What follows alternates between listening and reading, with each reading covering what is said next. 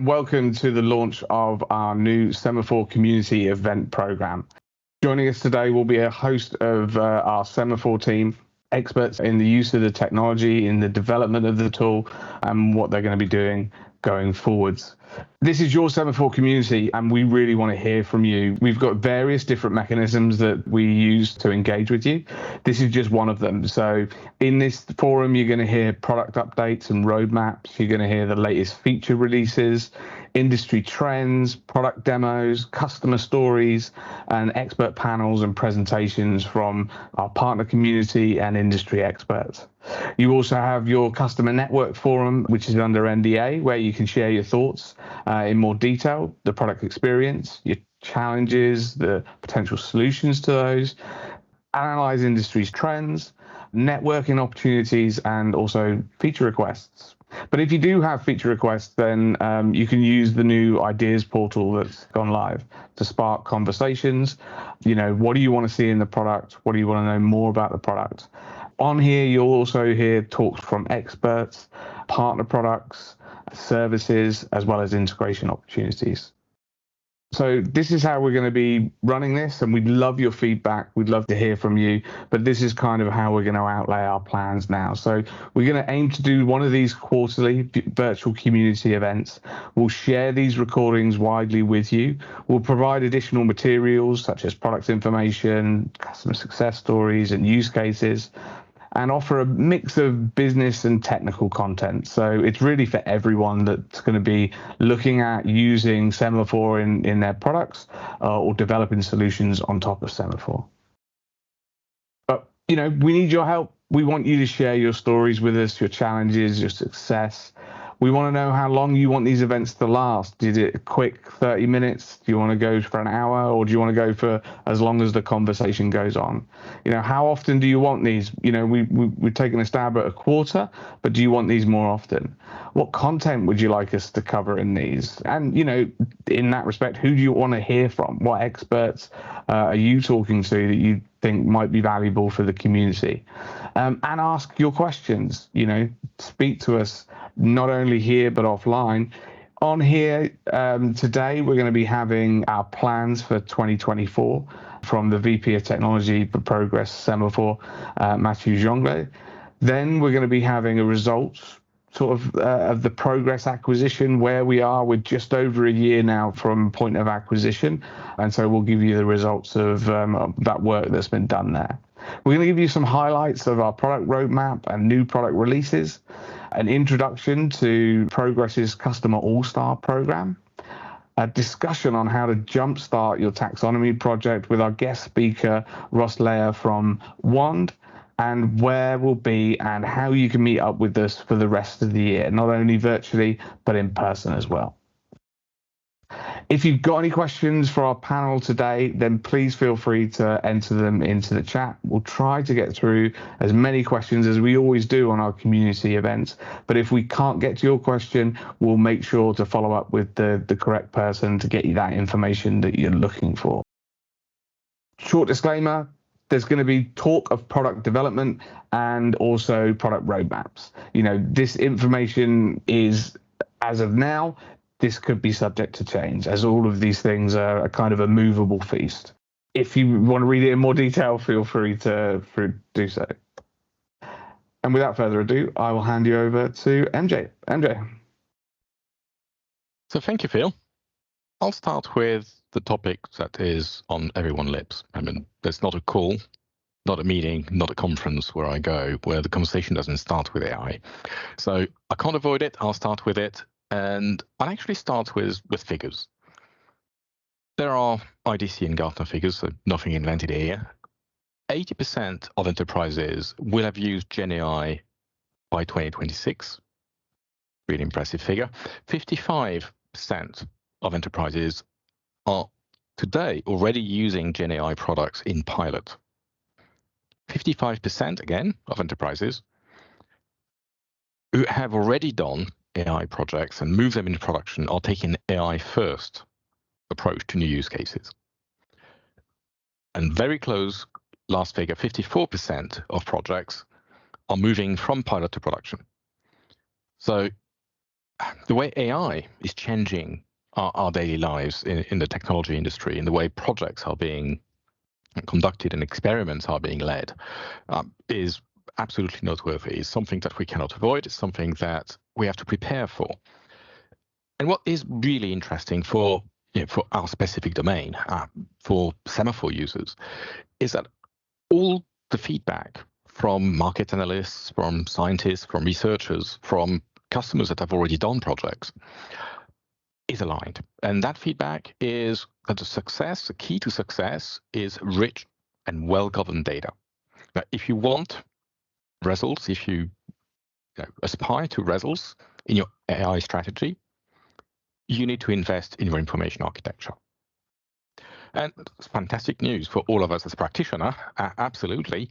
And what's really interesting as well is that the fear of missing out by many decision makers means that projects that were, I would say, underfunded, let's be very honest about it, or were put on the back burner for a while, are now back in the limelight. So we're seeing a lot of new and increased activity in the data management space, in the data governance space, because of that realization that this is a prerequisite to a successful AI strategy.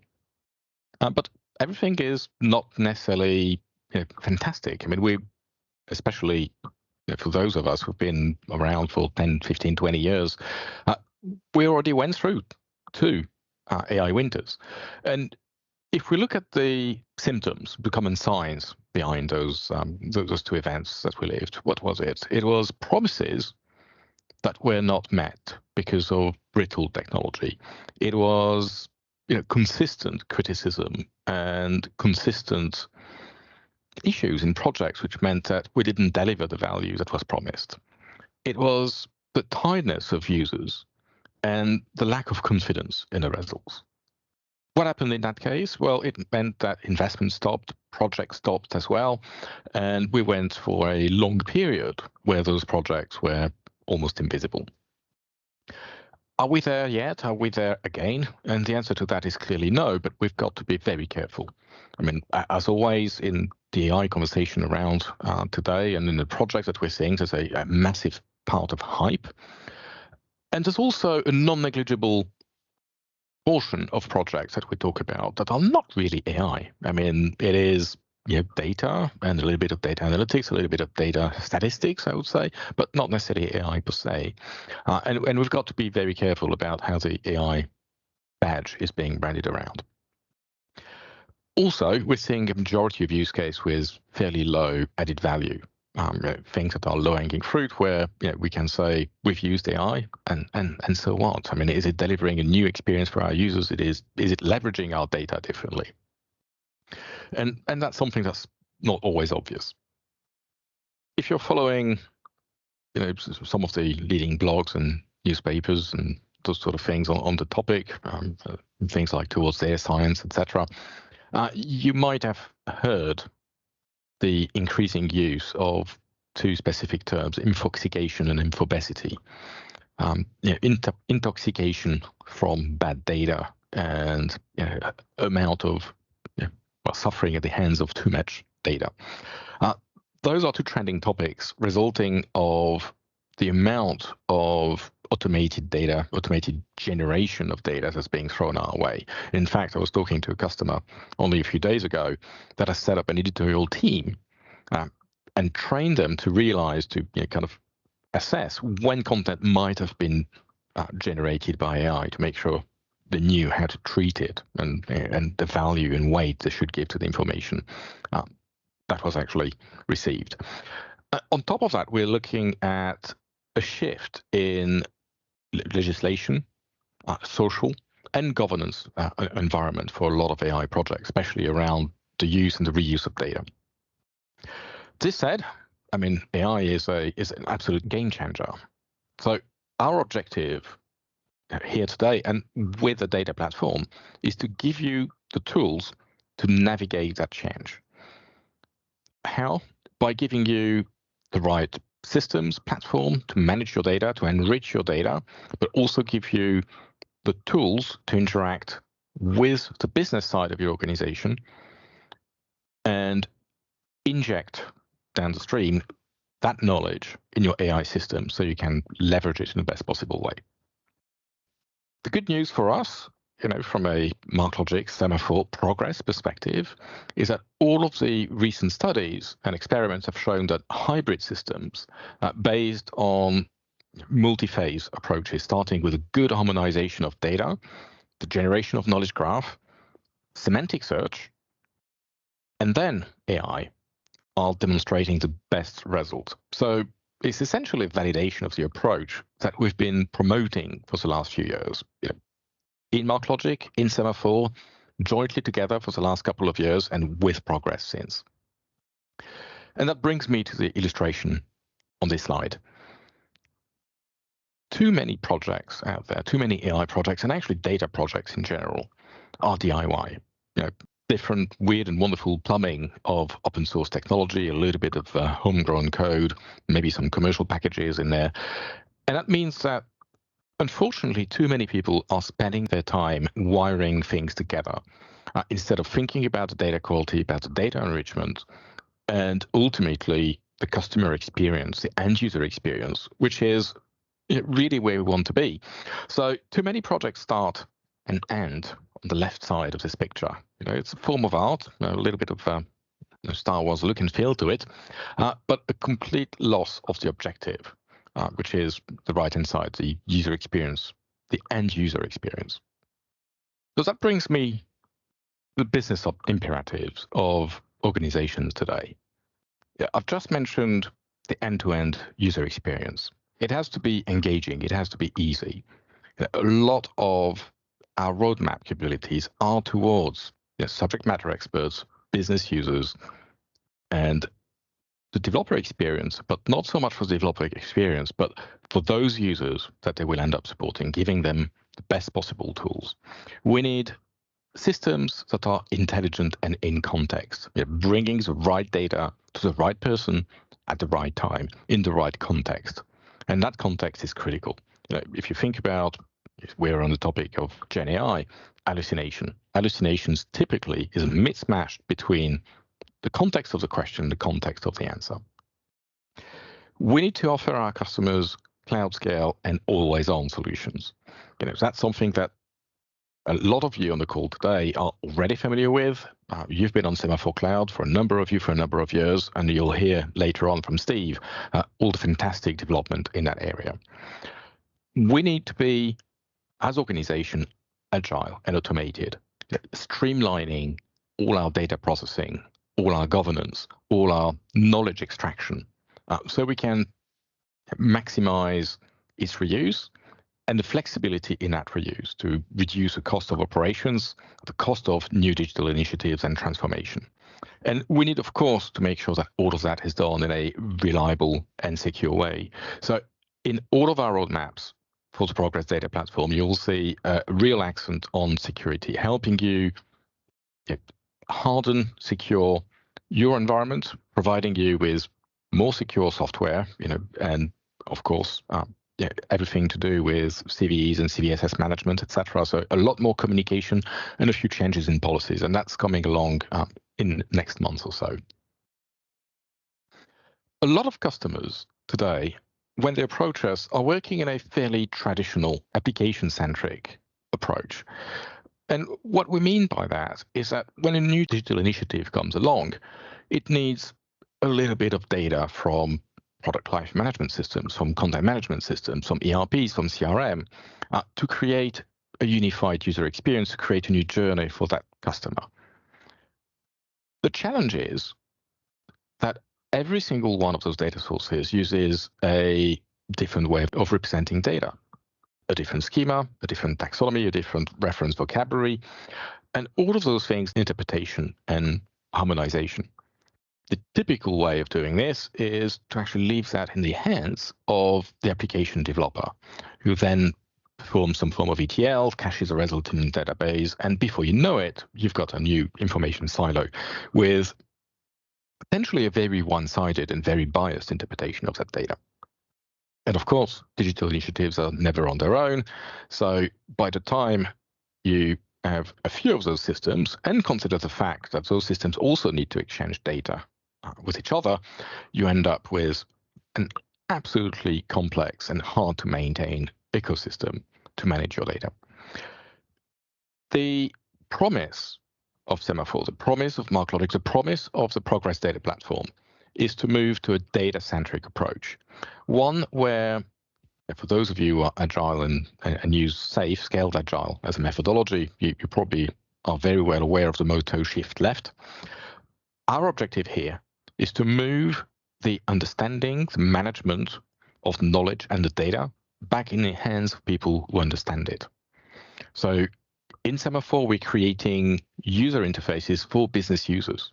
KMM itself, for those of you who've used it, is very easy to use.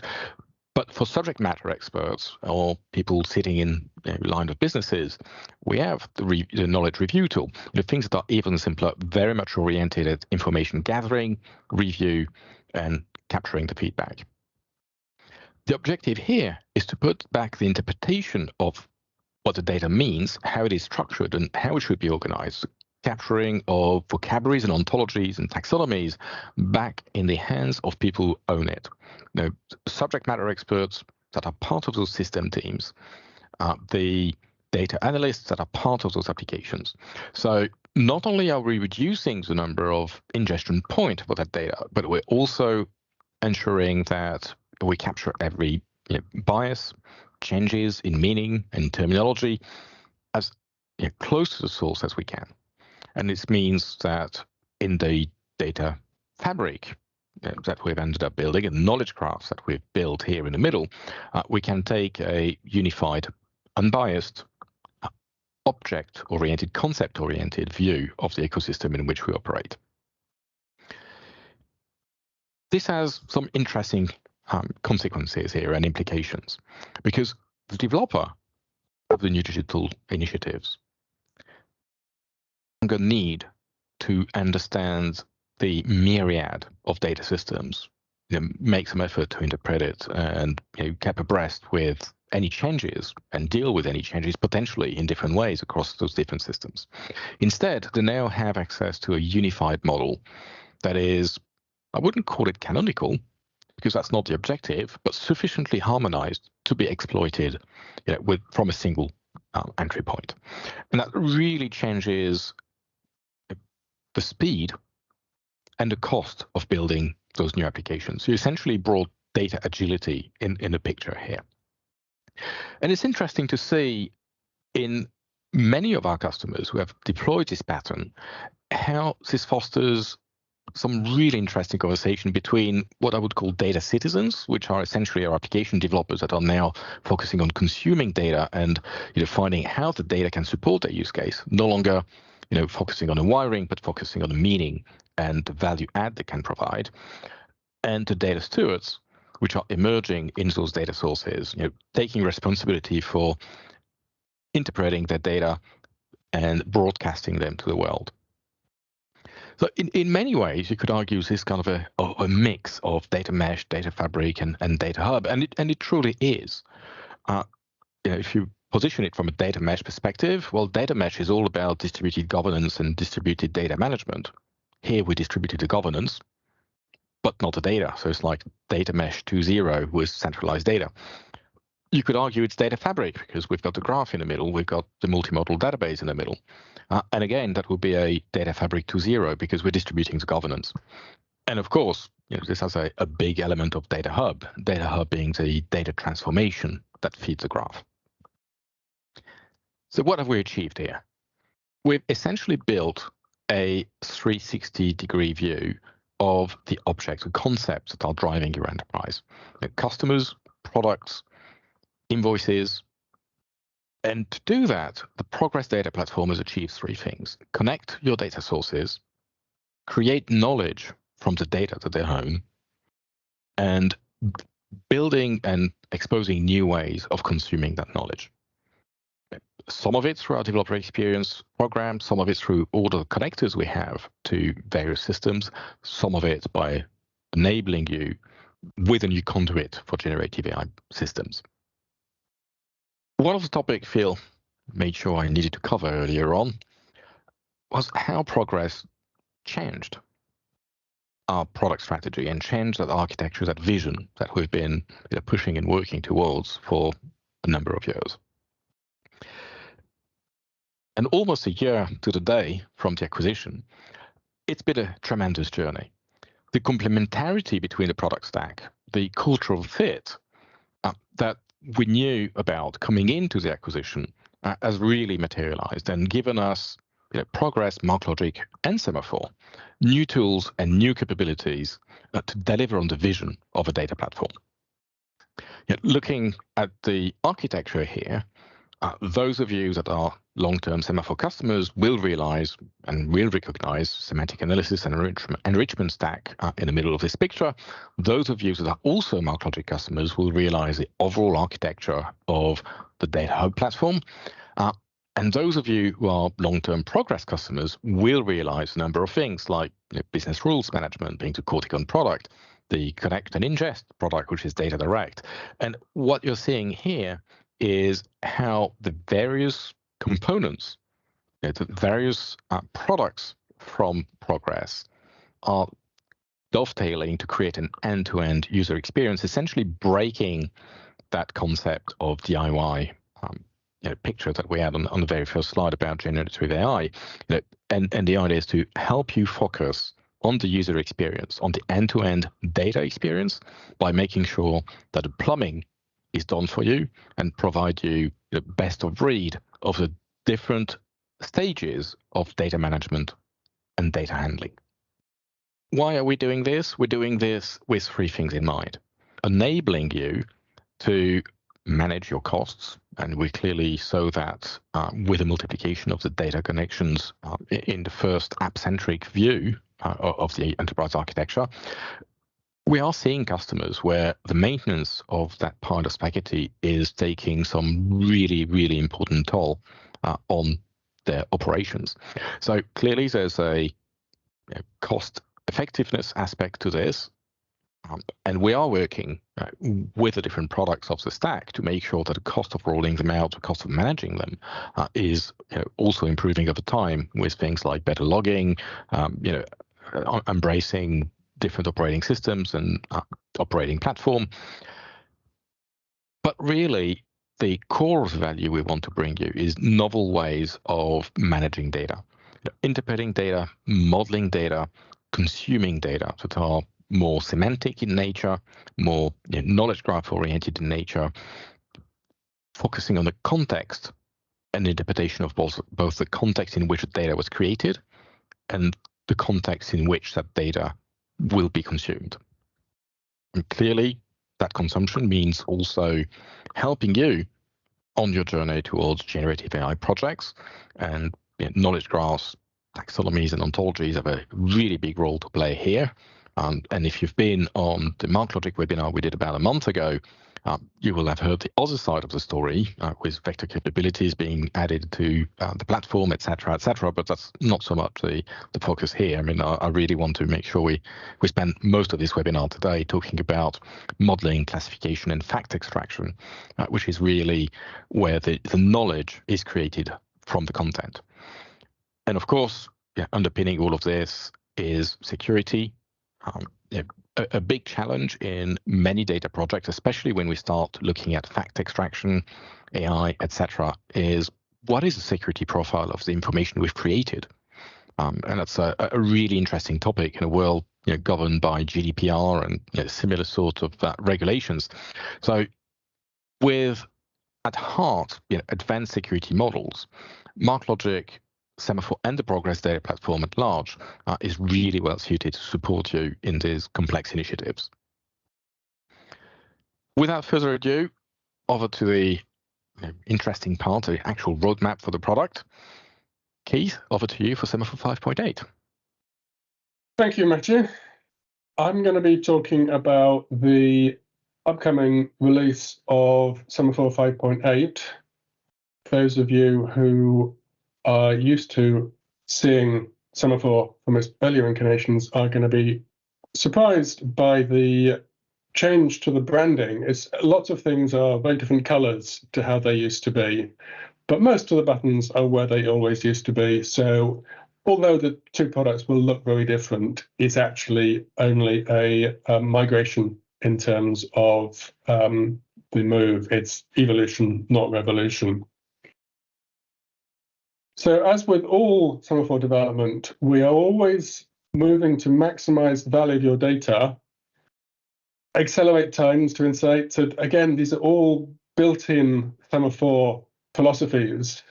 They're not new to 5.8, but they're always in our mind when we're coming to do new releases. What is new to 5.8 are these basic features. So we have extended modeling capabilities. So you can now add metadata to relationships. So you can qualify relationships. How long did this relationship last for? What was special about this relationship? And I'll demonstrate some of that shortly. With our new intimate relations with the MarkLogic DB teams, now we've joined forces, we have used MarkLogic to build a new high availability, flexible, read-only store for models, which can be used by downstream systems. A lot of people will think, doesn't SES do that already?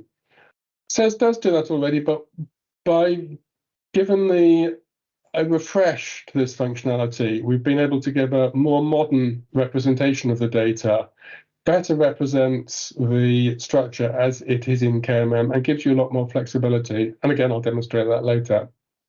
One of the paths we've started going down with Semaphore 5.8 is the ability to alert other users about things going on with Semaphore. We just built the foundations for that in terms of the ability to alert on publishing.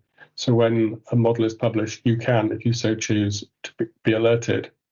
And that's a foundation for a richer task management process that will be coming in the roadmap. We put in a number of new side panels to aid some of the more technical aspects of using Semaphore. But one of the most fun ones is a new text mining side panel that will enable you to play with text mining in the context of your model. Again, using MarkLogic as a backend for doing all the complex stuff. And we are giving you a one place to serve all users interface over to MarkLogic DB itself. So you can configure within Semaphore Studio MarkLogic entry points so that users can visit this one place for all their needs. So now I'm going to move into a demo of these functionalities. Right, the first thing you're going to notice about the 5.8 release is it looks very different. In light of the acquisition of MarkLogic by Progress, we've changed the branding, so it's now all Progress branding.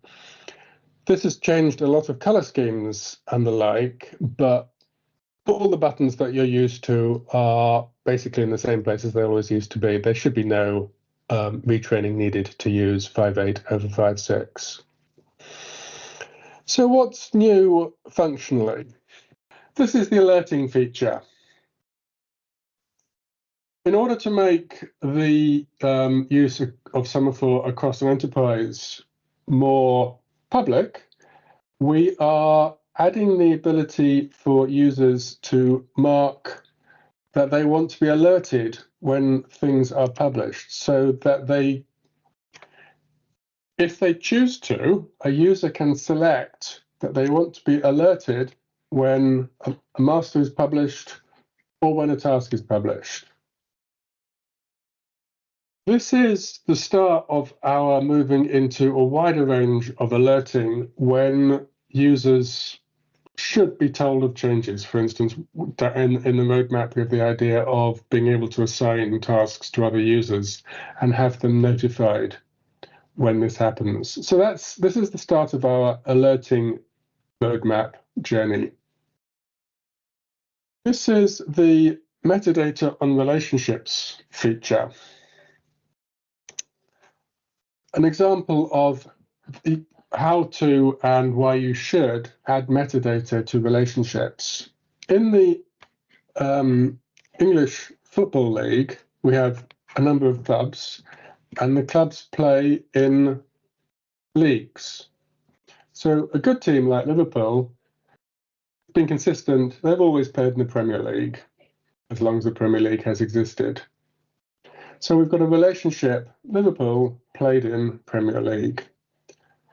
Other teams, less consistent. So Watford have played in the Championship, which is the league below the Premier League, and the Premier League.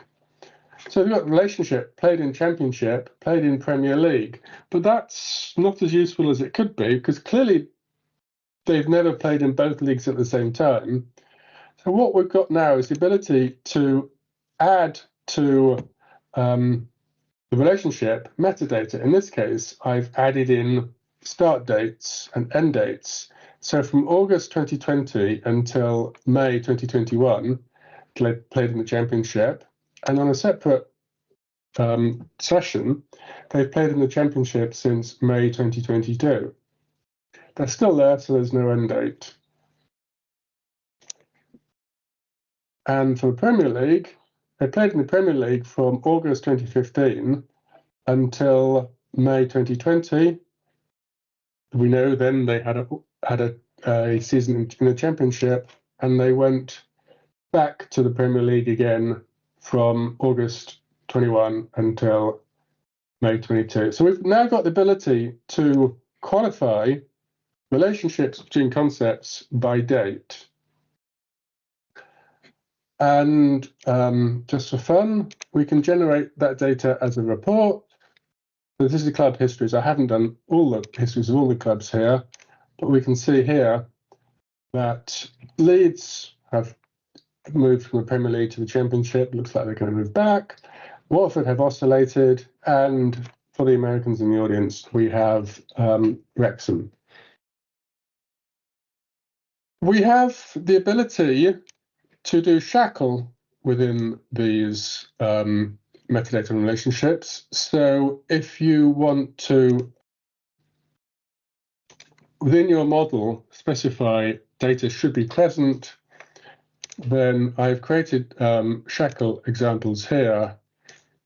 So I've said that a had member played in relationship could have an end date. And also it should have a start date. So if in this case, remember Leeds, if we look at Leeds, I didn't put in when they started playing in the Premier League. And I've decided to write myself a shackle rule that said they should have a start date. And obviously we can go to the shackle validation report and get those shackle validations, get the shackle constraint violations. This is the concept server feature. Since the early days of Semaphore, we've made available through the semantic enhancement server a high availability read-only version of the model. This has been designed to guide users at query time towards concepts that documents might well have been classified about at index time.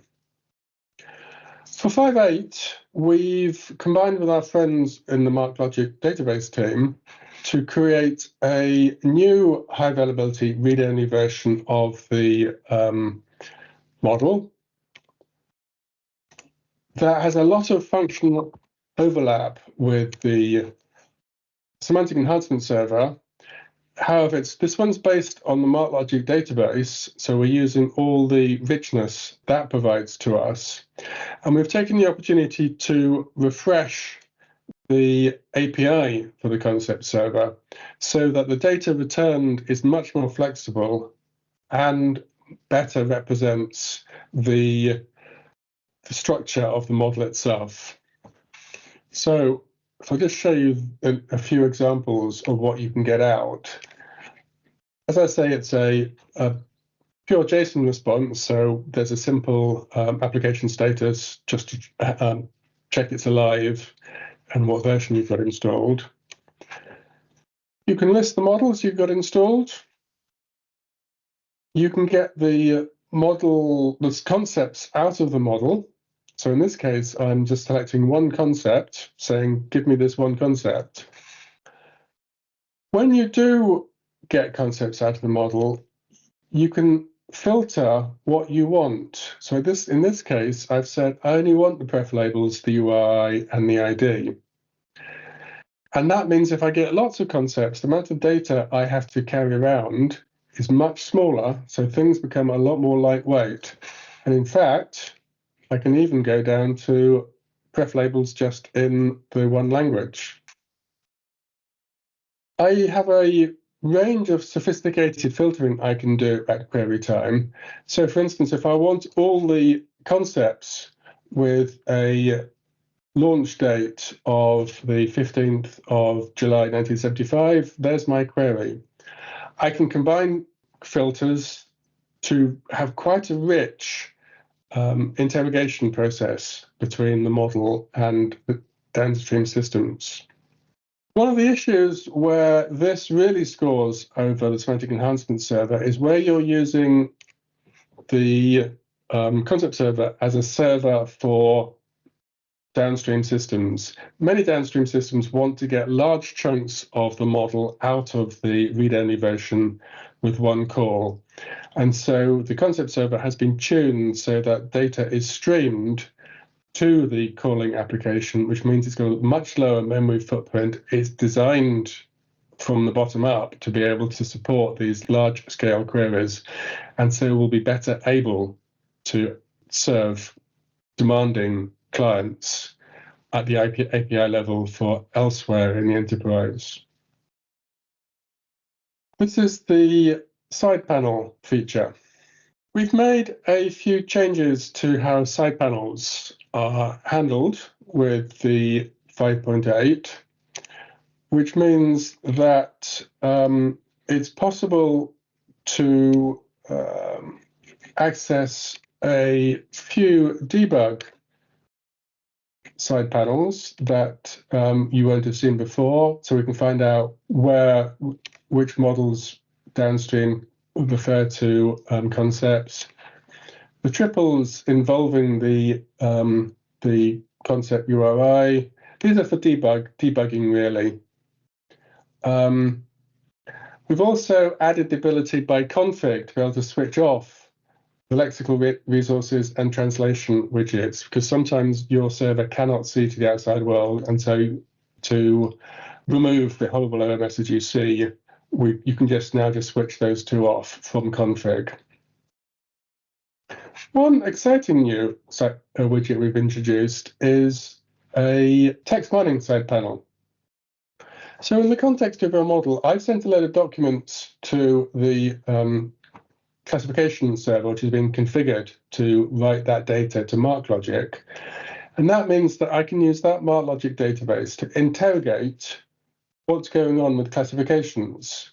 So in documents that have been classified under the people section as being about astronauts, what noun phrases have occurred?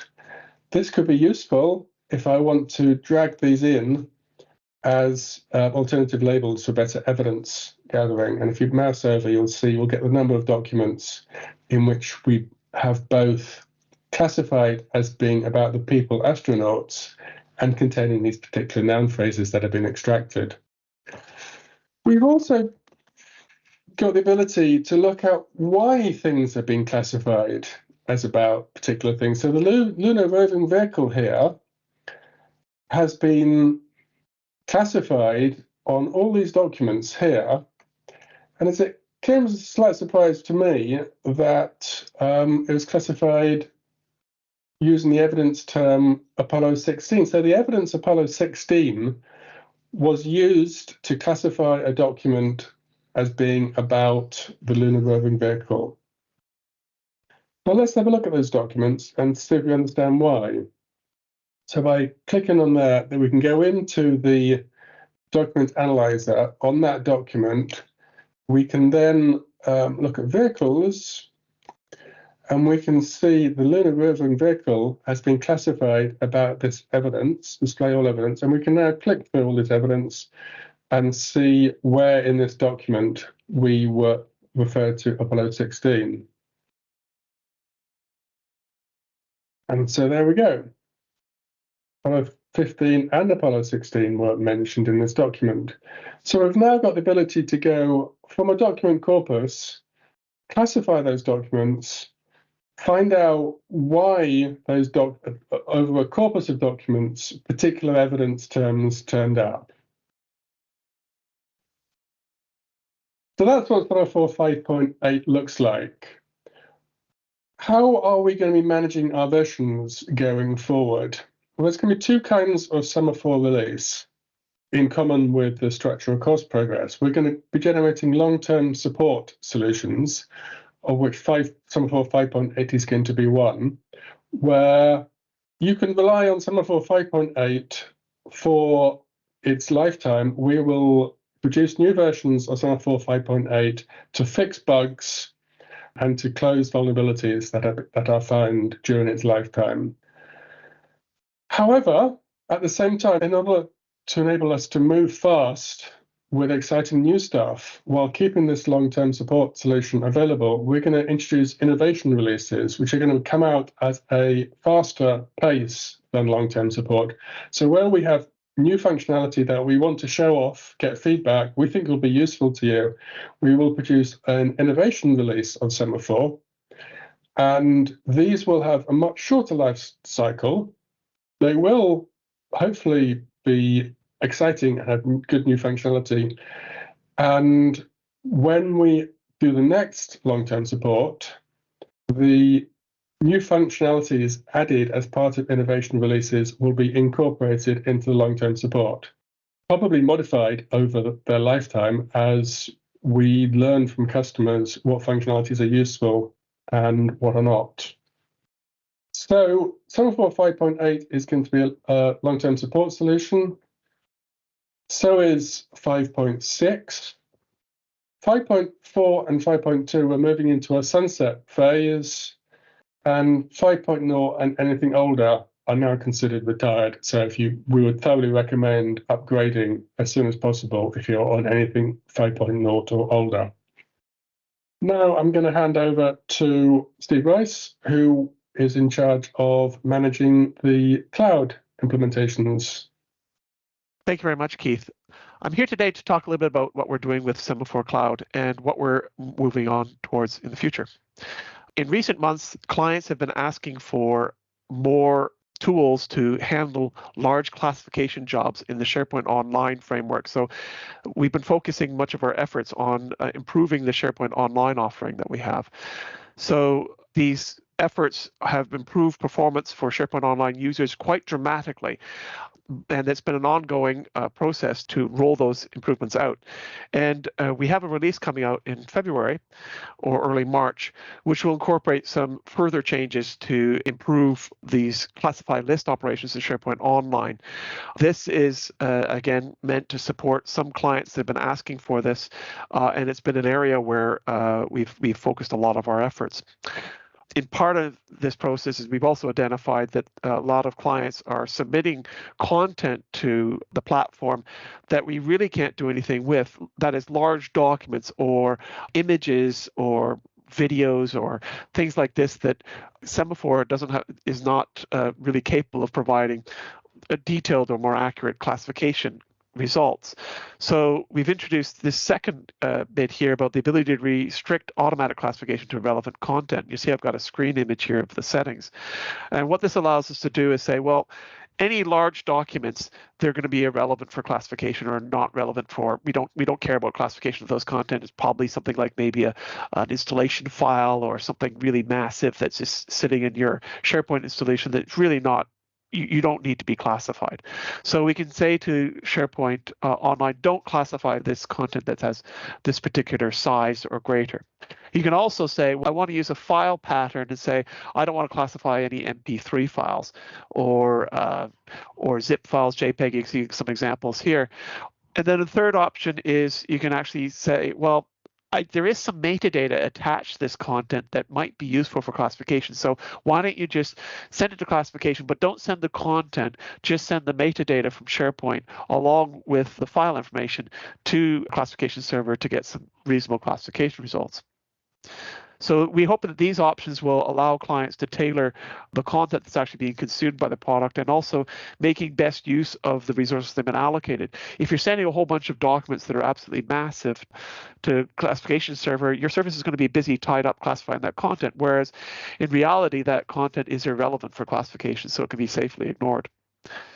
We're talking now about Semaphore Cloud, but one of the things we've been looking at moving forward for the past 2 years is the improvement to this existing Semaphore Cloud platform. There's been a lot of clients that have asked for features and functionality that we would like to be able to provide, but the existing platform is really not suitable for that. And as you probably all aware that a lot of clients now are moving more and more to using cloud. So we have this large demand for Semaphore services to be cloud-based.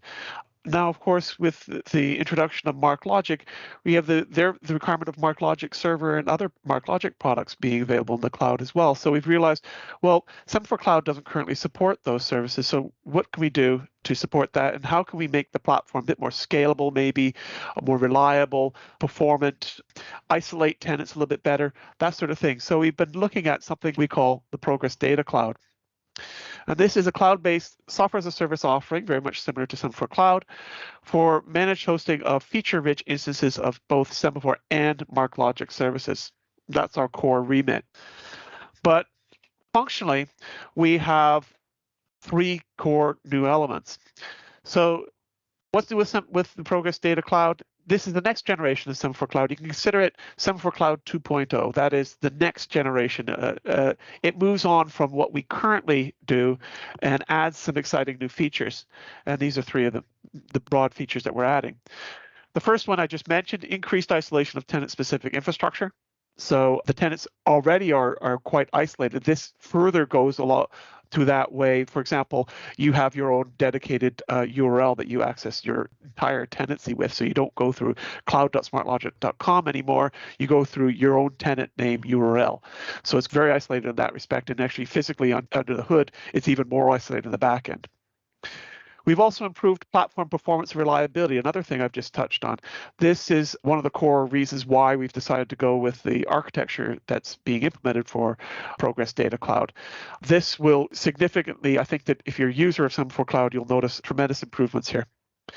And a final component here that we've identified is an enhanced security model.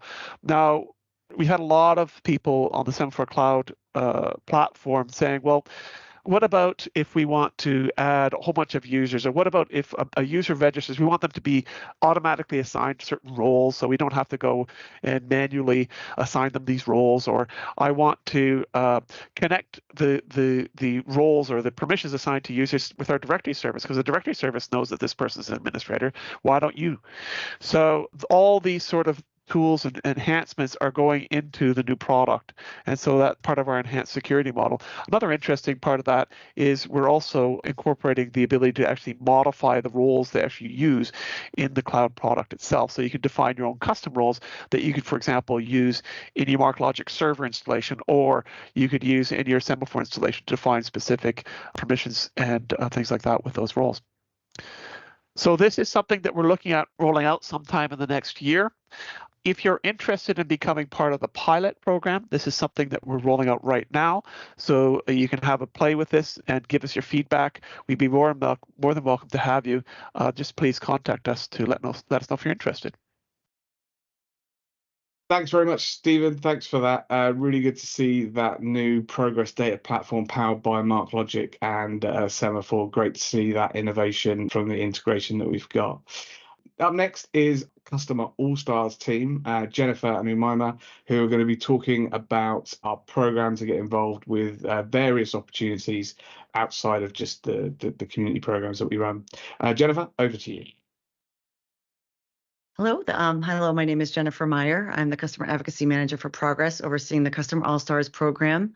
With me today is Umaima Anwar as well, Customer Advocacy Specialist, and we're here to talk to you about our Progress All-Stars program, ultimately designed to amplify your success with Semaphore and Semaphore team, drive your thought leadership, and actually help your industry peers out on best practices on using Semaphore so everyone can be mutually successful. We'll give you a high-level overview of what it's all about, the different activities that you can participate in, and then as a follow-up, we can work directly via your account managers on different things that may inspire you to work with us. So ultimately, what are we all about? It's really designed with you, our customers, in mind. What are the goals of the program? Foster relationship building between Progress and our customers. Encourage our customers to become influential ambassadors of Progress and solutions based on your positive firsthand experience to date. Fuel collaboration for opportunities between Progress and our customers for mutual success. So it's really all about that collaboration and succeeding together and amplifying that. Why would you want to participate? What are some benefits? Driving your thought leadership is first and foremost. Members are presented with opportunities to grow your personal brand as thought leaders. That's through success stories and different things, presentations that Amema is going to share in a little bit. There are different levels of participation. Product roadmap influence. Those opportunities come about because active members typically have more direct access to Progress executives and product teams. So whether that's through regular All-Stars activities or beyond, those interactions are a big part of the program. Exclusive networking opportunities. So as we evolve together, we're going to certainly introduce you to different opportunities we're aware of that other members are participating in that could be actually very beneficial for you and your success. Rewards. So this is your standard swag, gift cards, different things to help to get you excited to participate. But there's other elements beyond that. And a lot of that has to do with the access with Progress executives and other teams. And then peer network growth. We're talking on the community call right today. Your peers, members of your community are a top priority for you, right? Let's help everyone work together and learn our best way with Semaphore, how to work with Progress through engaging with other opportunities with other All-Stars. So pretty straightforward, but we wanted to outline that for you. Now with that, I'm going to pass it over to Amema to give you the different types of activities we can participate in, both being from a public-facing and a private-facing perspective. All right, thanks, Jennifer. I'm Matthieu Jonglez, happy to elaborate further on the exciting opportunities we have for potential collaboration, and we'll start by jumping into the public ones available to all All-Star members. First, we have success story development. So this consists of a 30-minute to 1-hour conversation where we essentially interview you, highlighting your progress story on the impact of our products and services on your business. Next are video testimonials and quote contributions. So you'd have the chance to provide your authentic feedback on your overall experience with Progress, Progress Semaphore in a digital or written format. And again, nothing goes live without your approval, as with all the other opportunities on here.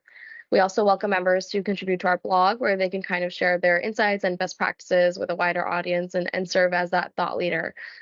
There are also webinars and speaking opportunities at events, seminars, or conferences, either in person or virtually. You'd likely sit on a panel with other industry experts to discuss your overall product experience and have the chance to really expand your network. And finally, there are peer review submissions and press references. So you'd be asked to submit a review on Gartner Peer Insights, G2, or another review submission platform in exchange for a gift card if your company policy allows it. So this is really critical because we feel it's important for your industry peers to be informed of Semaphore product feedback as they make their own technology purchasing decisions. And press references would be in instances of when we have a press release and would like to highlight your name or a quote from you within it, and perhaps maybe like speaking to the media directly about Semaphore. So we understand with certain policies, you may be unable to publicly participate, and which is why we kind of offer alternatives for customers who have to be private but are still really interested in collaborating. First is anonymous success story. So similar process as mentioned in that previous slide, except we would not reveal your identity. In both instances, nothing would be published without your final review and approval. There are peer review submissions. Again, similar concept to the last slide. You'd be submitting an anonymous review in exchange for a gift card as a token of our appreciation for your time. And then we have survey participation. So this is another opportunity where we really value your opinions and your honest feedback and like to check in from time to time to see how satisfied you are with your overall experience. We also have peer-to-peer sales reference. So our customers can kind of serve as reference for prospects, sharing your firsthand experiences and insights kind of directly without us in that conversation. There's also product advisory board, so there's select few opportunities for this one, but they will happen, and it's a great way to directly influence our product roadmap. You'd be connected to our development teams and have the chance to try new releases and provide that really critical, honest feedback. And then we have sales kickoff presentation. So this is kind of a more internal progress meeting, and we would wire you in virtually or bring you on site. And the goal of this is to speak directly to our sales team to help like inspire them with your product experience, as well as, again, an opportunity to provide that honest feedback that they can leverage in conversations with other prospects.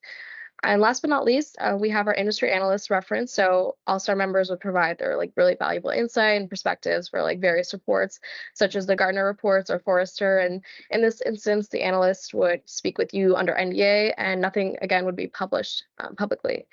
And I just want to emphasize again, so you would not be asked to participate in all of these. It would be kind of like we would work with you to identify where your interest lies and goes from there. And Jennifer will definitely elaborate on that a little bit more in the next slide. And of course, if there's things on here that we haven't mentioned that you think would be a good idea, opportunity, definitely like loop us in, let us know. We constantly want to evolve with our customer base and definitely are open to your suggestions. So with that, I will pass it back to Jennifer. Great, thanks you. Thanks, Amima. Yeah, lots to participate in, and again, open to any and all ideas that inspire you. So as a next step, how do you join the program? So if you are interested, simply ask your account manager about how you can get involved. They'll ultimately introduce you to us, and then we'll talk you through all the different things that we can participate in together. Or your account manager may even nominate you. Wow, this person is having such great success with our technology. We really think that they would be an inspiring thought leader to talk about all of this. So those would be the two top ways. And then after that, after you're invited, or, we set up a time to talk, we'll go through those different elements of the program and talk about what inspires you most out of the gate. And then we start maybe with a success story and then go into some other opportunities together. We also left our email address here too. So feel free to email progressallstars@progress.com directly, and we'll set up a time to talk. But that is it fundamentally. We're excited to be part of this community. I think there's some great things to come. So thank you very much for the time, and I'll pass that on to the next presenter. Thank you, Jennifer. Thanks for that. Some really good opportunities there to speak towards the community. So thank you for that. Up next, we've got Ross Leher from Wand. He's going to be talking to you about how to jumpstart your taxonomy project.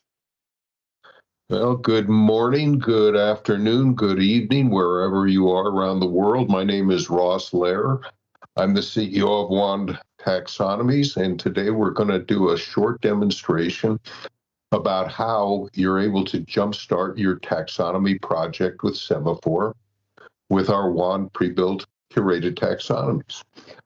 Wand has been building taxonomies since 1983, and our taxonomies address all domains of knowledge. We provide metadata models, knowledge models for all business domains of knowledge. I'd like to start all of our presentations with this one quotation. And the question is, what does it matter? Why do we even care about this? And this quotation from Lou Platt, the former CEO of HP. Now, Lou said, if only HP knew what HP knows, we'd be 3 times more productive. And what Lou was saying is we've got a tremendous amount of knowledge at HP, knowledge in our documents, knowledge in our data. But if we can't find that knowledge, if we can't find our documents, if we can't find our data, then that knowledge is fast asleep. So what Lou wanted to do is to be able to tag all of their documents, make them very, very easy to find by the knowledge workers, by frontline workers in production, so on and so forth, so that they would be able to find that knowledge. They wouldn't have to recreate it. They wouldn't have to do without it. And the reason we do this is because it's going to increase productivity, increase employee satisfaction, reduce the frustration. And 1 time more productive, 2 times, 3 times, don't know. Depends how you implement it. But massive improvement in productivity and employee satisfaction. I'd like to talk a little bit about what taxonomies are, simplify them. It's a big confusion for a lot of people. I know a lot of you know what they are, but we all have to explain what taxonomies are to people. We would suggest taxonomies are the data model for unstructured text. Then what I'm going to say to you, there's no such thing as unstructured text, doesn't exist. And if I put one of your company brochures on the table, if I put a Wall Street Journal article on the desk, everybody'd say to me, Ross, those are 2 perfect examples of unstructured text. What in the world are you talking about? And I'd say to you, All of us can read your company brochure. We understand it perfectly. All of us can read the Wall Street Journal article. It's not unstructured text for the human brain. So we make a small modification of this first statement, taxonomies of the data model for unstructured text, that we can use in computer programs to provide a data model that replicates how we organize a domain of information. Implicit taxonomies are how the human brain organizes information. And these implicit taxonomies have been developed ever since the day we were born. I have a 5-year-old granddaughter. First term she knew were the terms wet and dry. The terms hungry, my stomach is full. She didn't put words to those concepts, but from the day she was born, she started organizing a knowledge base. She's 5 years old now. She knows there's a top-level term of food, a narrower term fruit, apples, oranges, bananas. Narrower term to food, baked goods, cookies, brownies. She's organized the domain of information food. Broader, narrower terms. We do the same thing with geography, continents, countries, states, cities, districts.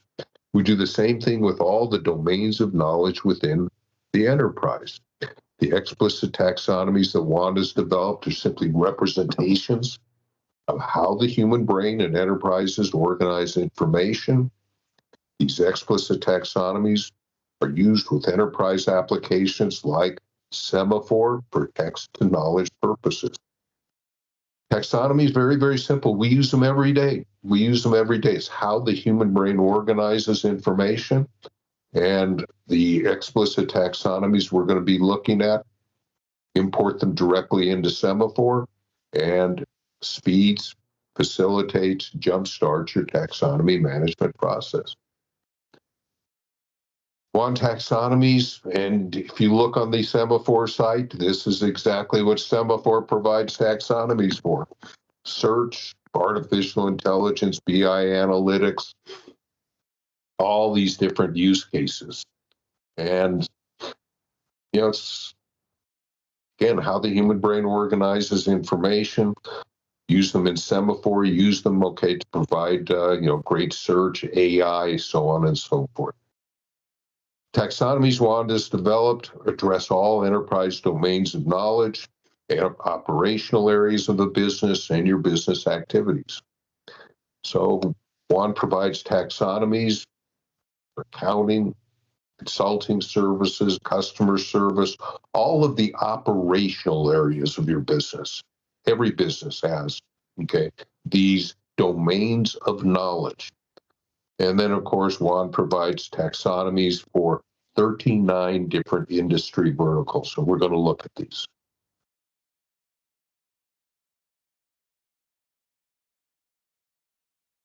And let's take a look at a demonstration.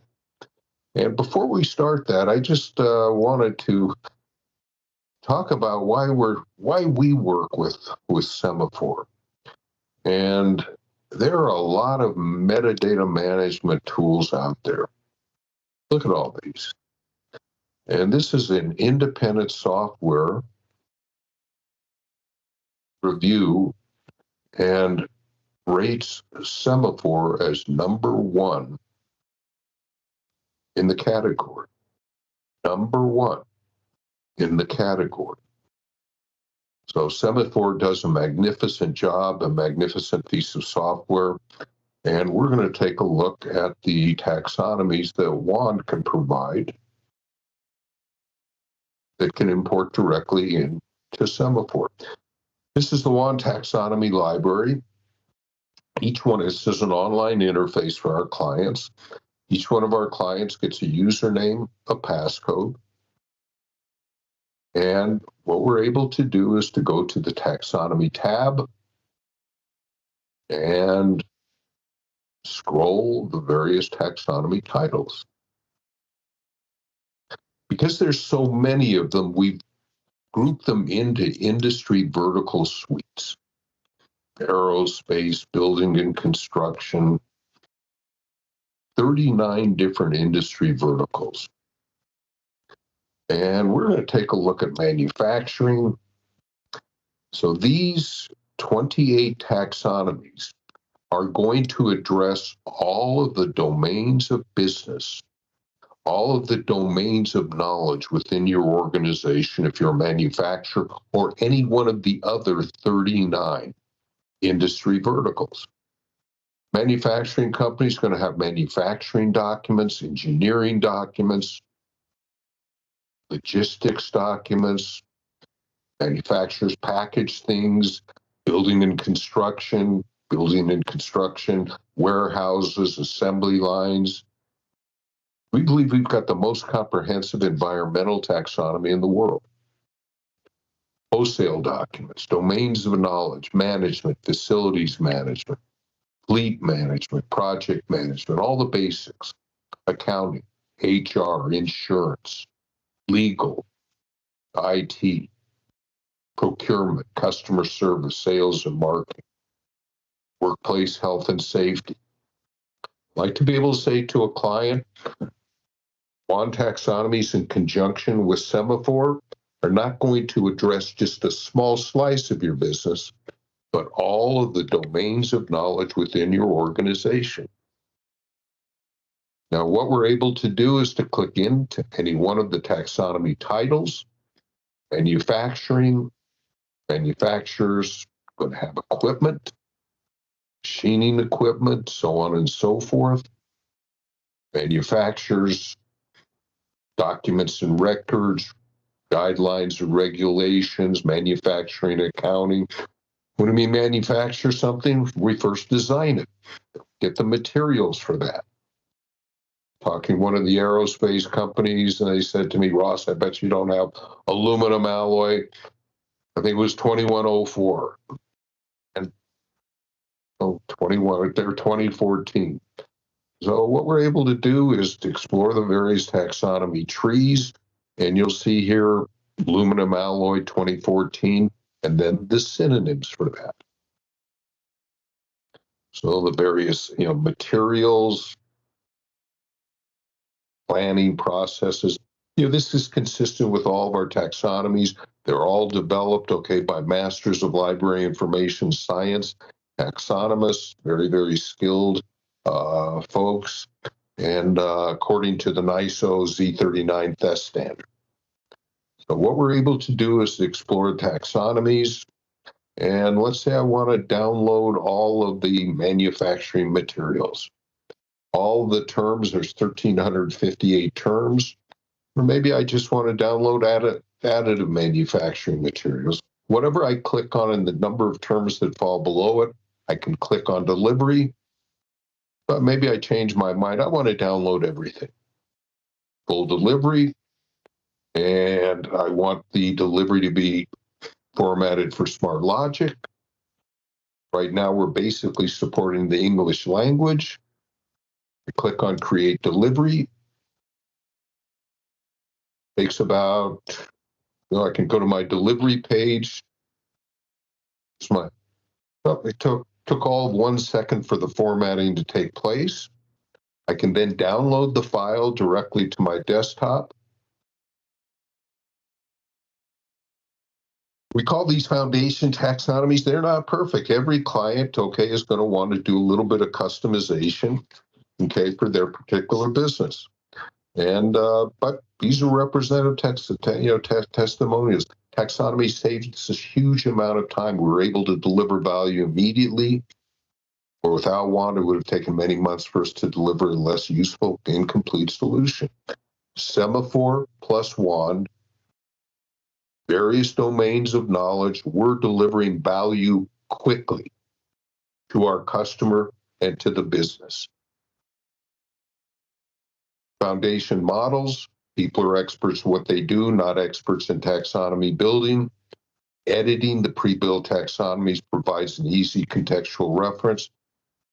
Jumpstarts your taxonomy management process, jumpstarts your project, extends the project not just to one small domain of your organization, but to all of the domains of knowledge. Appreciate everybody's attention. This is my contact information, and look forward to anybody that would like to connect up with us. Look forward to that. And with that, I say thank you very much for all of your attention. Bye-bye now. Thank you, Ross. Just up next, we've got our next community events for Semaphore in May, August, and October. So you can pre-register using the links in the QR codes here. So please feel free to sign up for those. And if you've got any content suggestions or would like to present yourselves, then please do reach out to us, and we'll point you in the right direction. Also coming up, we've got a whole host of different events. We've got Data Hub Strategy for Effective AI Governance and Analytics. So that's going to be really good. That's on 22nd. We've got Driving Business Value for Modern Data Governance. That's going to be on February the 27th. And last but certainly not least, we've got a really fascinating conversation. We've got an AI roundtable, which is the next frontier for the enterprise, the human AI collaboration. And that's going to be on the 7th of March. Again, feel free to register to those using the QR links there. We're not stopping there. We've got more ways of getting in contact with us. We've got our new ideas portal to share with you guys. So this is a place where you can submit your ideas or features or enhancement requests for Progress Semaphore and MarkLogic as well. Anyone could submit an idea that could be voted on, and these are then reviewed by and prioritized by our product management and engineering teams. Feel free to visit using the link below. We've already had some ideas from our community, so we would love to hear from more of you. Unfortunately, we've run long today, which I think is the first in a long time for the amount of content that we've had. So we're going to have to put your questions offline. If you've asked any questions today, we will make sure that we put you in contact with the right people and get you the right answers. So apologies, but yeah, there's been so much content today, especially as this is our first one. So we'll make sure to allow more time in the future for a live Q&A. Thank you very much. Thanks for all of our speakers today, and thank you for joining us. We look forward to seeing you on the next one.